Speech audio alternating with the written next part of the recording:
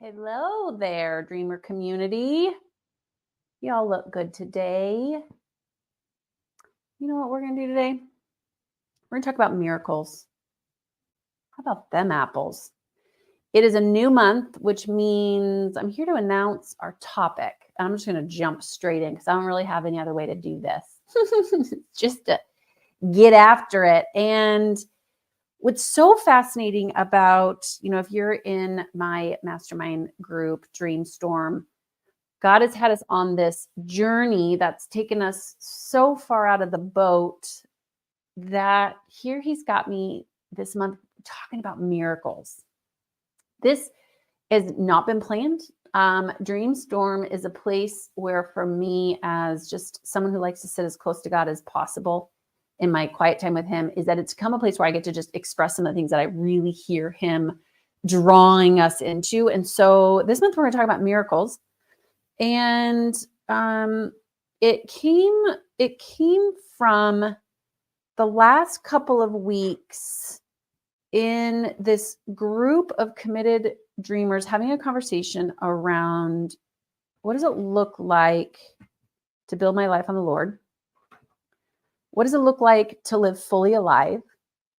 What does it look like to get out of the boat of comfortability and to walk on water towards Jesus? So it's big questions like that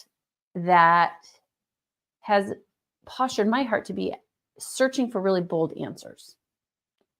Really, really, really bold answers. And so we're going to talk about miracles because what was really interesting to me is, and I would ask you this, when you think of a miracle, how would you define that word? Like, I want you to even just for a second, I want you to think about that word miracle. And if I said to you, define miracle as a word, and then tell me a miracle that you need to see in your life, I'd be so curious as to what comes up for you. And even if you're listening, I'd love you to put it in the chat. I'd love for you to define the word miracle, and then go as far as even saying, okay, if I'm getting real and I'm asking God for a miracle, here's the miracle I'm asking him for. Do that for just a second. And I'm going to take you on a journey with me, a quick one, but then I'm going to ask at some point, make sure in our Facebook group that you are getting connected to this big question, or straight up dreamstormwithjulia.com and join us for this month. That will probably blow our hair back just a little bit because God just has a way of doing that. Of what would a world look like where miracles happen? I don't know about you, but I think that a lot of us who are tired are just bored. I think that we're tired because we're bored. Yes, that definition of miracle is amazing. Something unexpected that I cannot do for myself. Yes, I would agree. And then here's where this conversation is super fascinating to me, because I fear that the miracles that we're asking God to do in our lives are actually ones we could do for ourselves. They're just hard. I just would like to draw a line in the sand. I have no order for this conversation, by the way, today. This is something I just feel like I'm supposed to just show up. We're real with y'all. Here's my fear with this conversation of miracles. I fear, and I have a list of people's miracles. And after sitting with these miracles and really praying about them, I mean, my community members who have shared their hearts and what a miracle would look like for them, my fear and why I would suggest that we're bored is because so much of what we would ask God to do as a miracle in our lives, I might suggest, have more that we could actually do for ourselves than we think. But they're hard, and it's convicting, and it means that I'm going to have to work, and it means that I have to shift, and it means I'm going to have to take a few risks, and it means that I have to knock on a few doors, and it means that I have to keep going, and I'm going to have to keep persevering, and I'm going to have to walk by faith, and I'm going to have to trust myself, and I'm going to I'm going to have to do things differently. And y'all know me, like, I'm up for that. Like, that's why I wrote this book, is because it was like, I just want to see us equipped with the ability to do hard things well. I feel like that's on us. And I've been reading scripture after scripture after scripture lately around what's on me and what's on God. I'm with this miracle, something unexpected that I cannot do for myself. Here's another definition of miracle. A miracle is when the whole is greater than the sum of its parts, meaning 1 + 1 = 1,000. That's a miracle, right? It's like Jesus feeding the 5,000. There is not enough fish and not enough bread to feed all of these people. And then it happens. The sum of the things that I have is 1 + 1 = 2. But the sum of what happens when God intervenes is 1 + 1 = 1,000. It's a surprising, unexplainable event that occurs that nature and science cannot define. And so what's interesting about this our world now is that science has been able to start to define a lot, which is amazing for us learning. But then there's still so much that is undefinable by God. And I think that that's what the world is hungry for, is that now that we have learned so much and we can comprehend so much, I think what happens is now we're starting to be so dependent on intellect that then we aren't actually positioning ourselves as people to get in the way of a miracle, because we're still in the zone of intellect. So we're actually not praying prayers for miracles. We're praying prayers that still intellectually we can understand. And I think that's maybe why we're not seeing miracles, which is why I want to talk about miracles. That's why I want to talk about miracles this month. And I want to lean in on a couple of scriptures around miracles and invite us into a bigger thought process around this. If I am going to choose to serve a God who does miracles, and when I say, well, if I'm going to choose that God, what does that mean? I think it's really easy for us to compartmentalize who God is based upon what we've experienced thus far. So when I say things to you like, do you see God as your comfort? Do you see God as your hiding place? Do you see God as your place of joy? Do you see God as joyful? Do you see God as a miracle worker? It's interesting if you pause and think about each one of those titles, because I think that we can start to compartmentalize who we think God is, which isn't actually who he is. It's just who we think he is. So my question to you today is, do you believe or do you want to know God as a miracle working God? And if that's true, I think that it's going to be some time and some reflection where we have to really consider walking in faith. And faith is one of those words that I think we know a lot about. Faith is the evidence of things hoped for, the substance of things not seen. It's the conviction of, I believe it without needing physical proof. Faith is moving before we're ready, right? Faith is getting out of the boat, right? Faith is all like, it's a concept that we understand. But oftentimes, again, if we're not careful, we can put our faith in the result, right? Like, I'll give you an example. The other day, I'm being tested in my areas of faith within my business, right? And as we're growing and changing and shifting.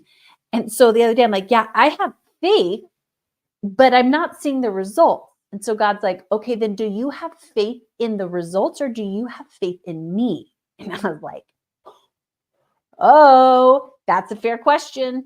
Do I have faith in the dream that God's given me? Do I have faith in the prophetic word? Do I have faith in what I think is going to happen? Or do I actually have faith in the character of who God is? Upgrade. Faith to have a dream is a good start. I think that's probably better than a large portion of the population. I think a lot of us don't even have faith for a dream. Okay. So could we be that step one might be that faith that God has ordained and purposes to do something great. But then what happens is I think we start to tie our faith into the thing. We tie our faith into the result. We tie our faith into the prophetic word. And we lose that faith is actually not tied to the prophetic word. It's not tied to the dream. It's tied to God's character. So we're allowed to have a dream. We need prophetic words. It's all of that is biblical. Having a vision, right? Like God clearly throughout his word is telling people time and time and time and time again. He's giving them proof. He's giving them words. He's giving them dreams. But then every single time from Abraham to Moses to Noah to Esther to Mary to Joseph to Jesus, like God's way towards that prophetic word and dream is very different than the person who received it. Which tells me that in order to start to lean in to go, I'm actually want to know God as a miracle working God means I'm going to have to practice a new level of faith, which just isn't in the word. It isn't just in the dream. It's in his character. It rests in God's character. And then what it's got me thinking is, scripture, John 14:12. And this is one of the verses I want us to plant in. John 14:12 says, Jesus is saying, I tell you this timeless truth. The person who follows me in faith, believing in me, will do the same mighty miracles that I do, even greater miracles than these, because I go to be with my Father. For I will do whatever you ask me to do when you ask me in my name. And that is how the Son will show what the Father is really like and bring glory to him. Ask me anything in my name, and I will do it for you. There's a couple of key words in here. First of all, miracles. There's the word miracles. The person who follows me in faith. Now we got to follow Jesus in what? In faith. Faith is in what? The evidence of something I don't see, but it's built in the character of God, knowing who God is, believing in what? Me. It doesn't say believing in my prophetic word or even believing in your dream or even it says believing in me. It's an upgrade here. What I'm inviting us into this month is an upgrade in where we're putting our faith. I don't have faith in my dream. I just happen to have one. I don't have faith in the prophetic word. I just happen to have one. I don't have faith in my vision. I just happen to have one. Where my faith resides is in Jesus. I believe in him. Then it says, then when you follow me in faith, believing in me, then you will do the same mighty miracles that I do and even greater miracles than these because I will go to the Father. Here's my thought on the miracles then. Miracles should be a starting place and an invitation into God's power, not the power itself. Meaning that Jesus refused to devalue his ministry of working miracles as a spiritual slideshow that made people feel good and get hyped on the miracle. He didn't want people to get hyped on the miracle, which is why there's so often you see him like pulling away to heal people, like going into people's houses. He says so many times, don't tell people what you've just seen. Jesus performs miracles that most of us would be like, Jesus, you should get on the big show. You should YouTube that. You would be a YouTube sensation. Jesus doesn't say, Peter, grab your phone and put this on YouTube so the whole world sees. And I think there's something about that we should ponder is what Jesus is not there to put the miracles on hype. He's there doing miracles because it's the will of the Father in quiet places that then he tells people, hey, don't go share what you've seen with people. Why? I think it's because he knows that our heart as people can get so stuck up on the hype. Oh man, this is such a good word. that we could get so caught up in the hype of the miracle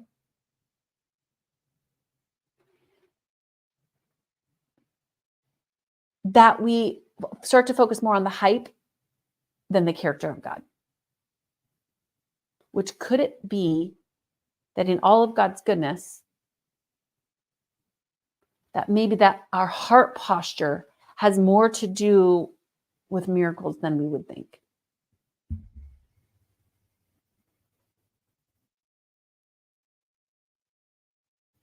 I'm wondering if miracles have more to do with our heart posture than we might think. In this scripture, I tell you this timeless truth: the person who follows me in faith, believing in me, will do the same mighty miracles that I do, even greater miracles than these, because I will go with my Father. For I will do whatever you ask me to do when you ask me in my name. That means that the person who's able to sit closest to Jesus and going, God, Jesus, what is it that you want me to know about this? What is your character around this? The closer I get to him, meaning my proximity to him matters, the more my heart starts to look like his heart.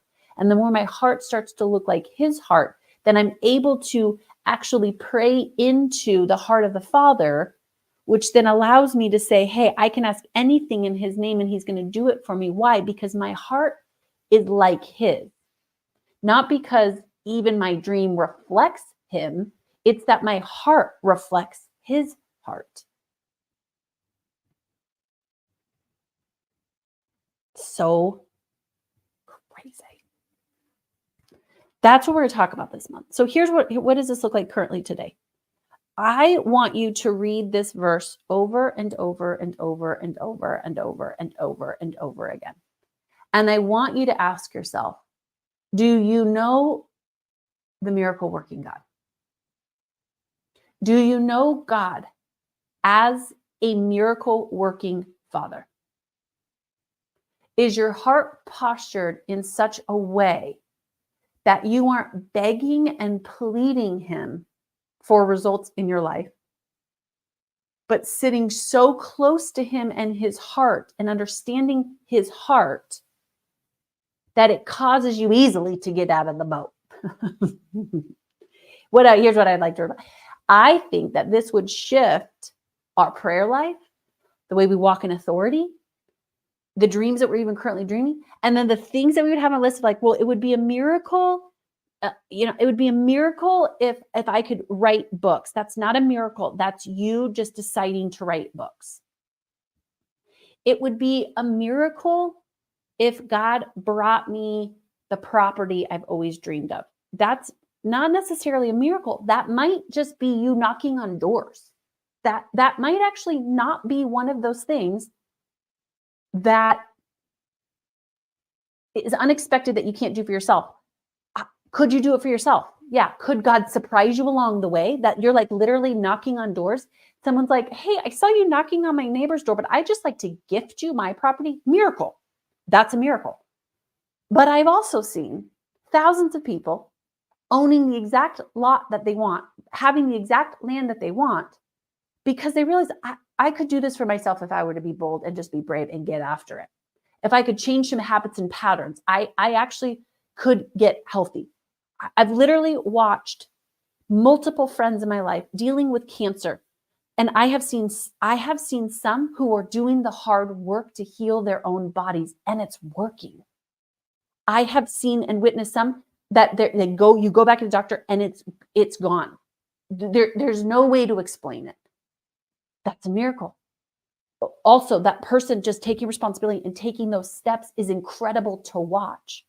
And I'm not saying that one is right or wrong.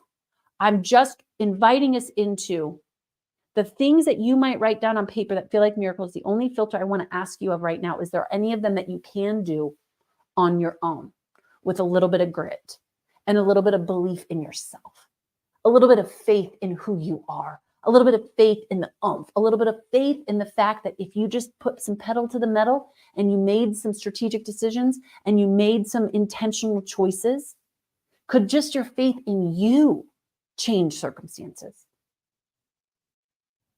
And when you do that, then could you start to have eyes for a God who also wants to rock your world and wants to use you and work in and through your bold asks of him to do miracles.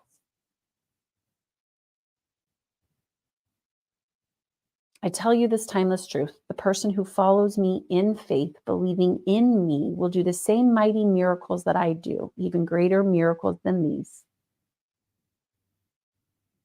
A miracle working God. Interesting. That's where we're going to land today. That's where we're going to land this month. Where do you need just to have more faith and belief in you? Some of us don't spend enough time building the relationship that we have with ourselves. Now, again, there's a fine line between just loving you and getting all ego driven. But we even see in God's command us, right? He says, love your neighbor as you love yourself. Please don't be egotistical. Great. Let's just throw that all out there. But I wonder if there's some things that you can work on now to build just the faith and trust in just you. And then what would it look like to take your eyes off the dream, the vision, the prophetic word, and back into following Jesus in faith, believing in him and his character, and then getting out of the boat and feeding 5,000 and building an ark? Let faith arise in a miracle working God who gives us promises that we will do even greater things than he would by putting our eyes and full belief in him and his character. I don't think we'll be bored, is what I'm saying. So join me on this Not Bored month as we talk about not boring things and get all uncomfortable and all up in each other's business and convicted and in awe and everywhere in between. Let's do that. So, on behalf of heaven, let's do miracles. Let's see miracles. Let's partner with God in miracles. Start today.